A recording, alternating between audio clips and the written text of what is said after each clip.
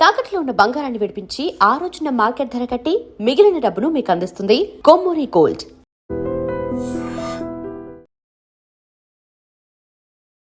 Hi hello నమస్తే, welcome back to iDream media. ఈరోజు మనతో పాటు ఉన్నారు హైకోర్టు అడ్వకేట్, ఇమిగ్రేషన్ లాయర్, అలాగే ముఖ్యంగా వీసా ఆర్ ఎంబసీకి సంబంధించిన ఇన్ఫర్మేషన్, జియో పాలిటిక్స్, దీనికి సంబంధించిన పూర్తి ఇన్ఫర్మేషన్ మనకి ఎప్పుడూ ప్రొవైడ్ చేసే మన ఫేవరెట్ పృథ్వీ గారు. సార్తో మాట్లాడదాం. నమస్కారం సార్. నమస్తే విరాట్. సార్, యూఎస్లో ఇప్పుడు కొన్ని కంపెనీస్ ఏవైతే ఉన్నాయో బ్లాక్ లిస్టెడ్లోకి వెళ్ళాయి అని చెప్పేసి, ఐటీ కంపెనీస్ అనేవి, దాని కారణంగా ఇండియన్స్ మీద చాలా ఎక్కువగా ఇంపాక్ట్ పడబోతుంది అని చెప్పేసి చెప్తా ఉన్నారు. అండ్ ఇప్పటికీ స్టిల్ కొంతమంది యూఎస్ బేస్ పెట్టుకొని పనిచేసే కంపెనీస్ చాలా ఎక్కువగా ఉన్న కంట్రీ ఇండియా. మరి ఇప్పుడు మనం ఎలాంటి సిచ్యువేషన్స్ ఫేస్ చేయాల్సి వస్తుంది అంటారు? విరాట్, 174 కంపెనీస్ని బ్లాక్ లిస్ట్ చేయడం జరిగింది. హ్యూజ్ నెంబర్ అని చెప్పచ్చు. ఆ కంపెనీస్ అన్నీ కూడా బ్లాక్ లిస్ట్ చేయటం, చిన్న కంపెనీస్ అని బ్లాక్ లిస్ట్ చేయటం వల్ల మన ఇండియాకి డిసడ్వాంటేజ్ అంటే, నా దృష్టిలో అయితే అడ్వాంటేజ్ అని చెప్తాను. డిసడ్వాంటేజ్ కానీ ఎలా అంటారు? మనం ఈజీగా H1B వీసా తీసుకుంటే ఎట్లాగా మనం స్క్రోల్ చేస్తూ ఉంటారు పిల్లలందరూ కూడా. వాడు ఫర్ ఎగ్జాంపుల్ ఇక్కడ కాగ్నిజెంట్లో పనిచేస్తున్నాడు, లేదా ఒక టాటా కంపెనీలో పనిచేస్తున్నాడు, టిస్కోలో పనిచేస్తున్నాడు. వాడు యూఎస్ వెళ్ళాలని గోల్ ఉంది. అక్కడ వాళ్ళు పిలిచి తీసుకెళ్తే ఒక రకమైనటువంటి L1 వీసాలో వెళ్తాడు. లేదు నేను డైరెక్ట్గా అప్లై చేయాలనుకుంటే వీడు ఏం చేస్తాడంటే షెల్ కంపెనీస్ చూసుకుంటాడు. ఈ షెల్ కంపెనీస్ ద్వారా ముందు అమెరికా వెళ్ళిపోతాడు. ఎప్పటి నుంచో ఉన్న నిబంధనలు ఇది. ఈ షెల్ కంపెనీ అనేది ఒక ఏ కంపెనీ అని అనుకుందాం. ఏ కంపెనీలో అక్కడికి వెళ్ళిన తర్వాత వాడికి $6,000 వాడికి ఏదో చూపిస్తారు. $6,000 నెలకి పే చేస్తున్నారంటే పే చేయరు వాళ్ళు. కానీ $6,000 సంబంధించిన ట్యాక్స్ $1,500 ఇది పే చేయాలి. నెల $1,500 పే చేసి ఇంకో కంపెనీకి షిఫ్ట్ అయిపోతాడు. అక్కడికి వెళ్తే కానీ తెలియదు వీళ్ళకి. వాళ్ళకి చెప్తారు మీకు జాబ్ ఉంది ఇక్కడ, మీకు అంతా రెడీగానే ఉంది, మీరు జాయిన్ అయిపోవటం అని చెప్పేసి.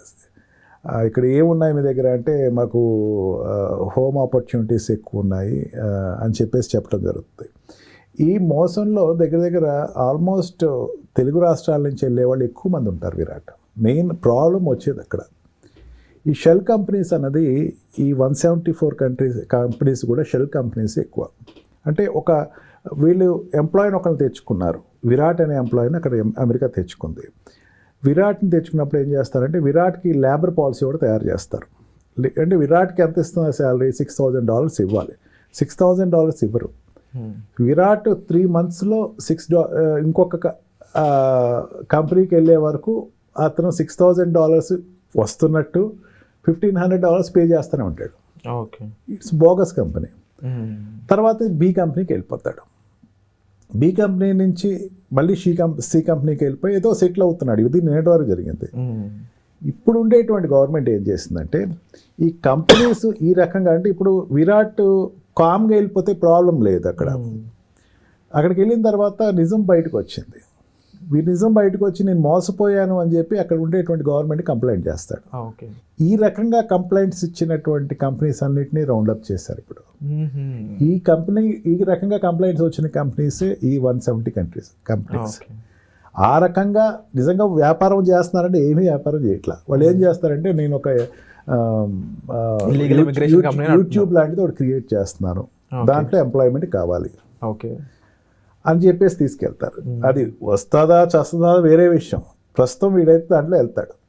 యూట్యూబ్ లాగా డీట్యూబ్ని తయారు చేస్తున్నాను, సక్సెస్ అవుద్ది రేపొద్దు, నేను ఇప్పుడు ఆ ప్రాజెక్ట్లో ఉన్నాను అంటాడు అని లేబర్ లైసెన్స్ అప్లై చేసుకుంటారు.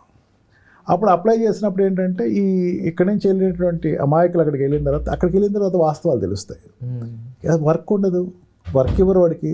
ఇదేంటి అంటే, వాడు ఇచ్చిన డబ్బులు ఉంటాయి చూసావా, ఆ డబ్బుల్ని కొన్నాళ్ళు సర్క్యులేట్ చేసుకుని ఇంకో కంపెనీలో నువ్వు అప్లై చేసుకుంటా, లేదా వాళ్ళే అప్లై చేసేస్తారు. వాడు షిఫ్ట్ అయిపోతారు. దానివల్ల ఆ కంపెనీలకి ఏమొస్తాయి, వాళ్ళకి బోల్డ్ మార్జిన్ వస్తుంది. డబ్బులు వీళ్ళు తీసుకెళ్ళినందుకు, ఇక్కడి నుంచి యూఎస్ తీసుకెళ్ళినందుకు అయ్యే ఖర్చులన్నీ మరి ఈడే పెట్టుకుంటున్నాడు కదా. కంపెనీకి అది పే చేస్తాడు కదా. అతను వెళ్తున్నందుకు ఫ్రీగా తీసుకెళ్ళి H1B వీసా అంటే కొన్ని లక్షల్లో ఇతని దగ్గర డిమాండ్ చేసి తీసుకెళ్తారు. ఈ రకంగా అక్కడ తీసుకెళ్ళిపోయి అక్కడ వాస్తవం తెలుస్తుంది, బయటకు వస్తుంది. ఒక రకంగా చెప్పాలంటే కన్సల్టెంట్ కంపెనీ స్టార్ట్ చేసేస్తున్నాయి. ఓకే. ఆ రకంగా ఉండేటువంటి 170. సో ఒక ఎంప్లాయ్మెంట్ అనే ఒక థీమ్ మీద ముసుగులో దీని అంతని నడిపిస్తున్నారు. తెలుగు రాష్ట్రాల నుంచి ఎన్ని కంపెనీస్ ఉంటాయి అనుకుంటున్నారు విరాట్? ఈ 170లో అంటున్నారా? ఒక 10 to 15 ఉంటాయి, ఇంకా ఎక్కువ ఉంటాయి. మోర్ దాన్ 150 కంపెనీస్ తెలుగు రాష్ట్రాల నుంచి 160లో 150 కంపెనీస్ 170లో 150 కంపెనీస్ తెలుగు రాష్ట్రాల నుంచి వెళ్ళిన కంపెనీలే ఉన్నాయి. మోసపోయిన వాళ్ళందరూ తెలుగు వాళ్ళు. ఇంకా మోసం చేస్తున్న వాళ్ళందరూ తెలుగు వాళ్ళే. ఓకే. అక్కడ ఎస్టాబ్లిష్ అయిన కంపెనీలు ఫేక్ కంపెనీస్. వీటి మీద ఉక్కుపాదం వేశాడు. ఇది ఒక రేషియో. సెకండ్ థింగ్ ఏంటంటే వీళ్ళకి ఇక మున్ముందు అక్కడ పడుతున్న ఇబ్బందులు చెప్తున్నాను. విరాట్ ఐడెంటిఫై చేశాడు ఇది ఒక ఫేక్ కంపెనీ అని చెప్పి. విరాట్కి ఇంకా నెక్స్ట్ టైం జాబ్ లేదు అక్కడ, ఎందుకంటే ఫేక్ కంపెనీ ద్వారా H1B వీసా వచ్చాడు కాబట్టి అతనికి ఇంకా సెట్ బ్యాక్ వెనక్కి వెళ్ళిపోవటమే, అతని గుడ్ బై చెప్పేసి. అటువంటి వాళ్ళకి నేనేం చెప్తున్నానంటే కంగారు పడకండి, be careful. Legal system is very powerful, మనం హెల్ప్ చేయొచ్చు. అట్లా ఎంప్లాయీస్ మనం భయపడిపోవాల్సింది ఏం లేదు. ఖచ్చితంగా వాళ్ళని మనం సేవ్ చేసే అవకాశాలు ఉన్నాయి. ఆ కంపెనీలో పనిచేస్తున్న వాళ్ళు చేస్తున్న వాళ్ళు అనేది ఎవరు ఉంటుంది విరాట్ దాంట్లో, అది ఊరికే షో కేసులో పెట్టేటువంటి దాని మీద చూపించేటువంటి ఎంప్లాయీస్ అందరూ కూడా they can be saved, but company can not be saved. Sir ఇప్పుడు మరి ఆల్రెడీ వెళ్ళిన వాళ్ళ మీద కూడా ఇప్పుడు కంపెనీస్ అయితే బ్లాక్ లిస్ట్లోకి వెళ్ళిపోయినాయి. ఇప్పుడు మీరు చెప్పినట్లు ఈ కంపెనీస్ ద్వారా వెళ్ళిన వాళ్ళందరి పరిస్థితి ఏంటి? ఇప్పుడు వాళ్ళు ఏం చేయాలి అక్కడ ఉండి? అంటే అక్కడ వాళ్ళని కంప్లీట్గా వెనక్కి పంపించేసే ప్రాసెస్ మొత్తం అక్కడ ఎంబసీ తీసుకుంటుందా, US గవర్నమెంట్ తీసుకుంటుందా? వాళ్ళకి ఎటువంటి కోణం కూడా లేదా తిరిగి అక్కడ చదువుకోవడానికనో పని చేసుకోవడానికనో? ఇప్పుడు ఒక ఏ కంపెనీ అనే ఒక కంపెనీ ఉంది, ఆ కంపెనీ ద్వారా వీడు వెళ్ళాడు. ఏ కంపెనీ అనేది బోగస్ కంపెనీ అనుకుందాం విరాట్. ఏ కంపెనీ నుంచి బి కంపెనీకి రెప్యుటేటెడ్ కంపెనీకి షిఫ్ట్ అయ్యాడు, అక్కడ ఉండే కాగ్నిజెంట్లోకి షిఫ్ట్ అయ్యాడు అనుకుందాం. బి కంపెనీ నుంచి సి కంపెనీకి వెళ్ళాడు అనుకుందాం, అది కూడా రెప్యుటేటెడ్ కంపెనీ అనుకుందాం. వాడు వెరిఫికేషన్ చేసేటప్పుడు, డాక్యుమెంట్ వెరిఫికేషన్ చేసేటప్పుడు ఫస్ట్ ఎంట్రీ ఎక్కడి నుంచి వచ్చాడనేది చూస్తున్నారు ఇప్పుడు as of now. A company నుంచి వచ్చాను, ఏ కంపెనీ అనేది బోగస్ బ్లాక్ లిస్టెడ్ కంపెనీ, అందుకని వెంటనే వాడికి డిపోర్టేషన్ ఇచ్చేస్తున్నారు. అండ్ మళ్ళీ H1B వీసా అప్లై చేసుకుంటానికి వాడికి అవకాశం లేకుండా చేస్తున్నారు. ఇంకా ఫ్యూచర్లో వాడు H1B వీసా అప్లై చేయడానికి లేదు, ఎందుకంటే వాడు వచ్చిన ఎంట్రీ ఏదైతే ఉందో, అమెరికాకు వచ్చిన ఎంట్రీ ఇట్ సెల్ఫ్ అది ఒక బోగస్గా ఉంది. కాబట్టి దీనిలో ఎక్కువ మనం వరి అవ్వాల్సింది ఏంటంటే ఈ అమీర్పేట ఏరియాలోను హైదరాబాద్ ఏరియాలోనూ మీకు జాబ్ ఉంది, మీరు పే చేయండి మీకు వచ్చేస్తాన్న కంపెనీలే ఎక్కువ ఉంటాయి. వాటిలో 90% అవే ఉంటాయి. ఎవరు కూడా మాకు డబ్బు ఇస్తే మీకు జాబ్ ఇస్తానంటే అది అబద్ధం అని చెప్పచ్చు విరాట్. ఇది ప్రతి ఒక్కరు కూడా మైండ్లో పెట్టుకోవాల్సిన విషయం అండి. గ్రాడ్యుయేట్, ముఖ్యంగా బీటెక్ గ్రాడ్యుయేట్స్ అయిన వాళ్ళు ఎవరైనా ఉంటే, ఎవరైనా డబ్బులు ఇస్తాం జాబ్ ఇస్తాం అంటే కంపల్సరీ మోస్ట్ ఆఫ్ ది థింగ్స్లో అవి స్కామ్ కింద ఉంటాయి. దానికి థరోలీ చెక్ చేయండి. ఇమిగ్రేషన్ లాయర్స్ ఉన్నారు, హైకోర్టు అడ్వకేట్స్ ఉన్నారు.